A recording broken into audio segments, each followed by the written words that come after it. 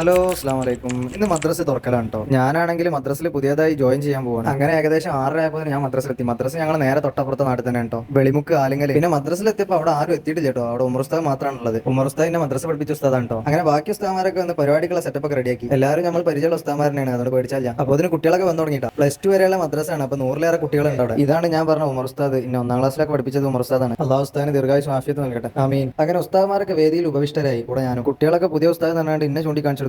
അങ്ങനെ കാര്യപരിപാടിയിലേക്ക് കടന്ന് സദർ ഉസ്താദ് ദുആ ചെയ്ത് ഡോക്ടർ ഫൈൽ സ്വാഗതം പറഞ്ഞു. അങ്ങനെ അതൊക്കെ കഴിഞ്ഞ് തങ്ങളെ കുട്ടിയൊക്കെ മദ്രസ പഠനത്തിനെ കുറിച്ചും ഇൽമിനെ കുറിച്ചൊക്കെ ക്ലാസ് എടുത്തു കൊടുത്ത്. മദ്രസ്ക്ക് പുതിയതായി ചേർക്കാമെന്ന ചെറിയ കുട്ടിയൊക്കെ തങ്ങൾ തേന് മന്ത്രിച്ച് നൽകി.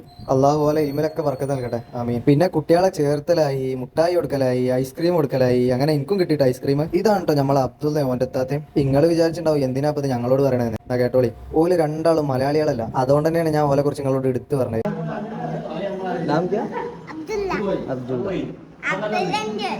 മലയാളികളല്ലെങ്കിലും ആ വലിയ കുട്ടി നല്ലോണം മലയാളം പറയട്ടോ. അങ്ങനെ കുട്ടികളൊക്കെ പോയപ്പോൾ ഞങ്ങൾ ഉസ്താദന്മാർ കുറച്ച് നേരം മീറ്റിംഗ് കൂടി ഫുഡൊക്കെ കഴിച്ച് ഞങ്ങൾ പിരിഞ്ഞു. പോലി കഴിഞ്ഞിട്ടില്ല, ഞാൻ അടുത്ത ദിവസം കൂടി ഉണ്ട്. രാവിലെ സുബഹിക്ക് ഒരു 7:45 വരെ 6-ാം ക്ലാസ്സൊക്കെ കേട്ടോ ഞാൻ ക്ലാസ് എടുക്കണേ. നമ്മളെ കുട്ടികളാണ് ഇപ്പം കളി കാണുന്നത്. ഒരു 7:45 ഓൽക്ക് മദ്രസ വിട്ട് ഓല് പെരി പോണതാണ് ഇപ്പം കളി കാണുന്നത്. അപ്പോൾ ഇതിന് അടുത്ത ടീം വന്ന് 1 മുതൽ 5-ാം ക്ലാസ് വരെയുള്ള അടുത്ത ഷിഫ്റ്റ്. അത് ഏകദേശം 9:15 ആകുമ്പോഴത്തേനും വിടും. എങ്ങനെ 6?